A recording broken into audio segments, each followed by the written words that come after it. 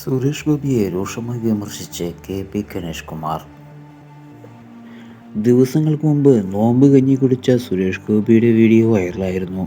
ഇതിനെതിരെയാണ് K P. Ganesh Kumar ഈ പരിഹാസവാക്കുകളുമായി മുന്നോട്ട് വന്നത്. നോമ്പ് കഞ്ഞി കാണാത്ത വിധം തള്ളവിരലിട്ട് നക്കി കുടിക്കുകയായിരുന്നു സുരേഷ് ഗോപി ചെയ്തതെന്ന് കെ.പി. ഗണേഷ് കുമാർ പരിഹസിച്ചു.